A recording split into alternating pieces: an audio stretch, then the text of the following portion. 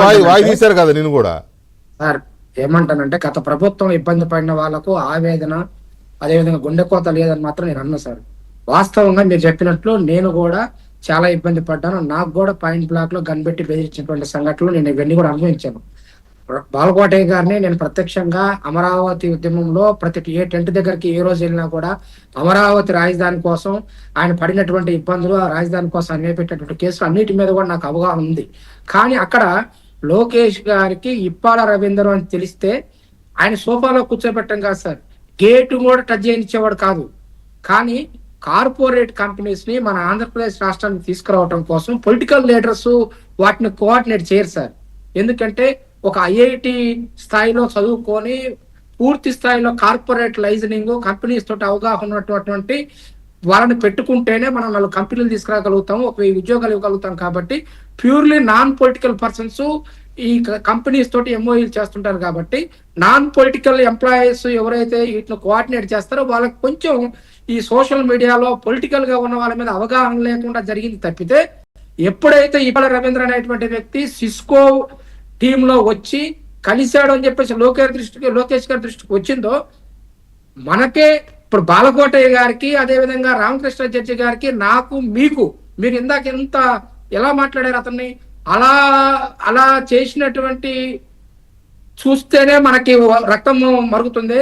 లోకేష్ గారిని, వాళ్ళ మదర్ని, వాళ్ళ ఫాదర్ని, వాళ్ళ తాతగారిని, వాళ్ళ బాబుని పర్సనల్ గా కుటుంబ సభ్యుల్ని మీద పోస్టులు పెట్టేటువంటి వ్యక్తిని లోకేష్ బాబు గారు యాక్సెప్ట్ చేస్తారని చెప్పేసి మనం అనుకోవడానికి లేదండి.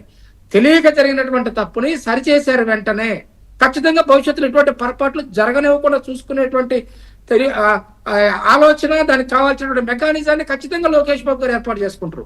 కానీ తెలుగుదేశం పార్టీ చట్టబద్ధంగా, న్యాయబద్ధంగా తెలుగుదేశం పార్టీ అధికారంలో లేనప్పుడు తెలుగుదేశం పార్టీ నాయకుల్ని, కార్యకర్తలనే కాదు, అంకబాబు గారు లాంటి జర్నలిస్టులు కానీ, లేకపోతే మీ మీద కేసులు పెట్టినా, లేకపోతే బాలకోటి గారి మీద కేసులు పెట్టినా, జడ్జి రామకృష్ణ గారిని వేధించిన వాళ్ళని ఎవరిని కూడా వదిలిపెట్టేటువంటి ప్రసక్తి జరగదండి. కానీ డీప్ ఇంట్రాగేషన్ చేసి ఖచ్చితంగా డీప్ గా ఎవిడెన్స్ సేకరించిన తర్వాతనే అరెస్ట్ చేసి ఖచ్చితంగా ఇక్కడ గమనించాల్సిన విషయం ఏంటంటే అప్పుడు పోస్టులు పెట్టిన వాళ్ళు, ఇష్టారాజ్యంగా ఇచ్చేసిన వాళ్ళు, వీళ్ళెవరు అనామకులు కాదు.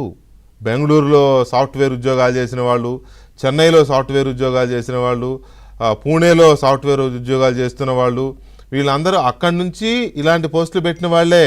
ఇప్పాల రవీందర్ రెడ్డి లాంటి వాళ్ళు చాలామంది ఉన్నారు. నాట్ ఓన్లీ హియర్, లండన్లో ఉంటారు, అమెరికాలో ఉంటారు, ఆస్ట్రేలియాలో ఉంటారు, అక్కడి నుంచి పోస్టులు పెడతారు.